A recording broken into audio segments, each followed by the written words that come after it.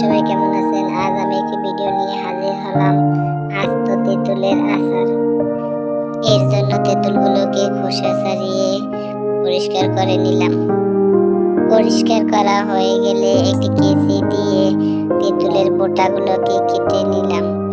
এভাবে কেটে নিলে তেঁতুলগুলো দেখতে খুব সুন্দর লাগে। এভাবে আমি সব তেঁতুলের বোটাগুলোকে কেটে নিয়ে নিছি। এরপরে একটি প্যানে 2 কাপ চিনি, হাফ কাপ পানি দিয়ে ওর সাথে কিছু গুড় অ্যাড করে ভালোভাবে জাল করে নিলাম।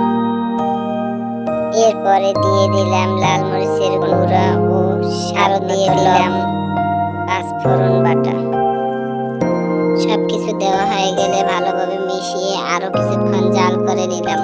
জাল করার পরে একটু আঠালো ভাব হয়ে আসলে দিয়ে দিলাম সব তেঁতুলগুলোকে। সব তেঁতুলগুলোকে দেওয়া হয়ে গেলে ভালোভাবে মিশিয়ে আরো কিছুক্ষণ জাল করে নিতে হবে। আরো কিছুক্ষণ জাল করে নেওয়ার পরে কালার হয়ে আসলে চুলা থেকে নামিয়ে নিতে হবে। ব্যাস হয়ে গেল আমার তেঁতুলের আচার। ভালো থাকবেন, সুস্থ থাকবেন। দেখা হবে আবার পরের ভিডিওতে।